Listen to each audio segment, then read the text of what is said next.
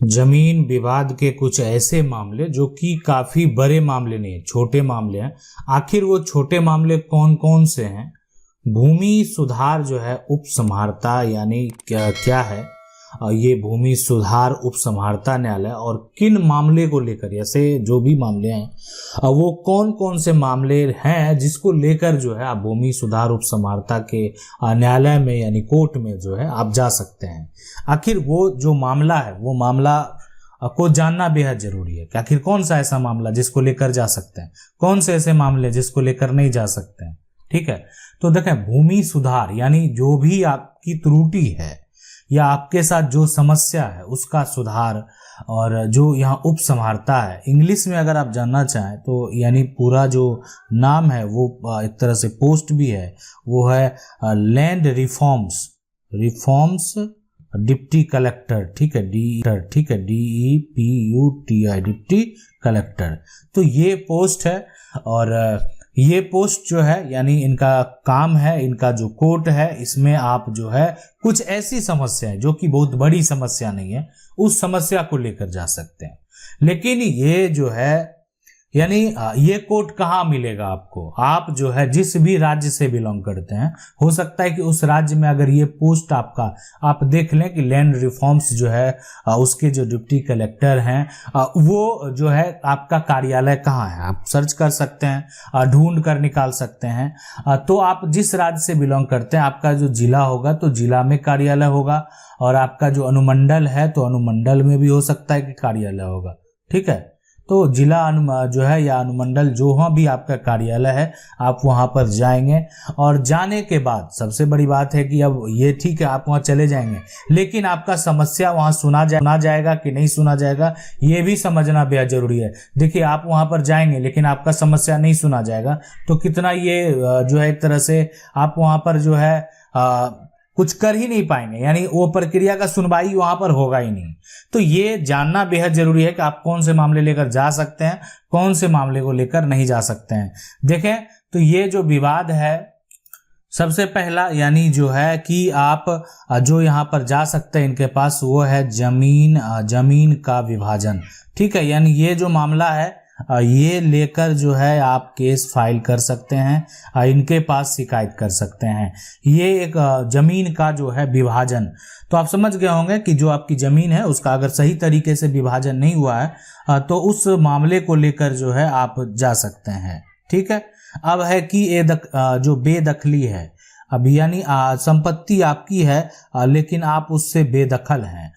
गया मामला लेटेस्ट है, पुराना मामला नहीं है।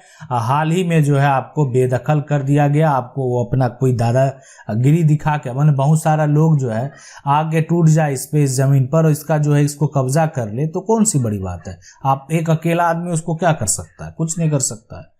जब तक प्रशासनिक सपोर्ट नहीं है, ठीक है, अकेला आदमी कुछ एक्शन लेगा भी, और मान लेते हैं कि किसी प्रकार का कोई घटना घट गया तो कितना और समस्या जो है उत्पन्न हो सकता है। तो इसलिए जब तक जो है आपको पुलिस प्रशासन का जो है या एक तरह से कानून का मदद जब तक नहीं मिलेगा तब तक आप जो है कुछ नहीं कर सकते हैं। तो बेदखली मामले में, ठीक है, बेदखली मामले में भी आप जो है यानी आप जा सकते हैं भूमि सुधार उपसमाहर्ता के कोर्ट में। ठीक है, अब इसके अलावा जो है यानी जो विवाद है, यानी वो है तीसरा कि सीमा का विवाद है। ठीक है, सीमा अगर है, मान लेते विवाद का मतलब है कि आपका जो पोजीशन, आप कह रहे हैं नहीं यहाँ से मेरा, वो कह रहे हैं नहीं यहाँ से मेरा, समस्या अगर उत्पन्न होता है कहीं पे भी, आप लड़ाई जो लड़ रहे हैं, आपका मैप में ही प्रॉब्लम है, जिसका भी जो है वो कह रहे नहीं हम मेरा यहाँ से निकलेगा, वो कह रहे नहीं मेरा यहाँ से निकलेगा, तो सीमा विवाद का जो समस्या है उस समस्या को भी लेकर जो है वहां पर आप जा सकते हैं और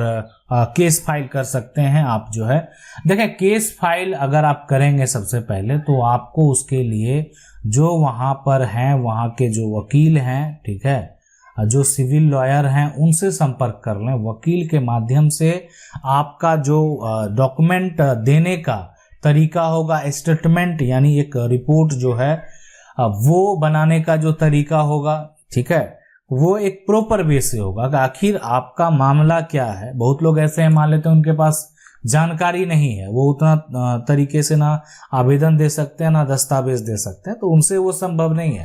तो इसलिए आप किसी वकील से संपर्क कर लें, ताकि पूरा जो आपका एक तरह से प्रोसेस है वो सही तरीके से हो।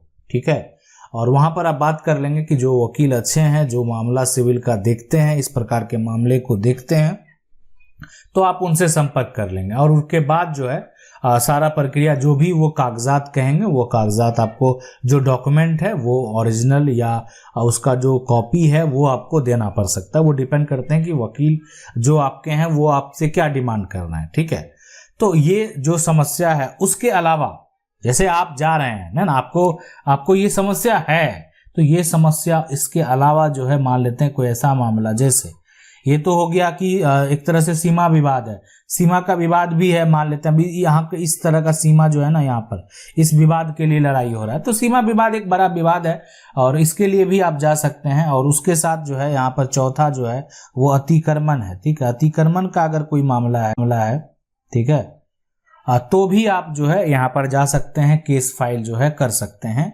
और जो है अपना दावा भी पेश कर सकते हैं।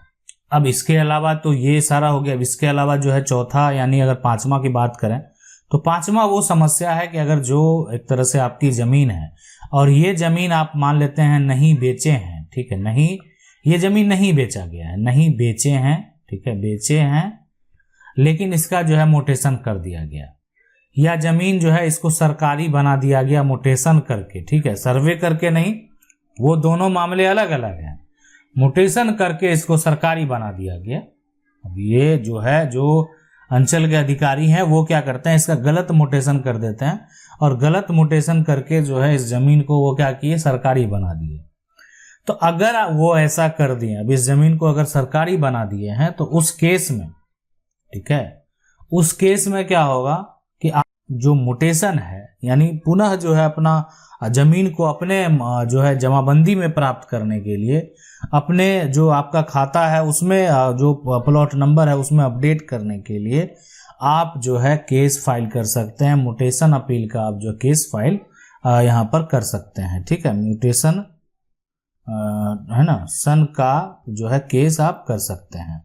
तो म्यूटेशन अपील के लिए भी आप जा सकते हैं। अगर समस्या है, गलत तरीके से दाखिल खारिज हुआ है, इस प्रकार का कोई भी समस्या है, तो आप जा सकते हैं।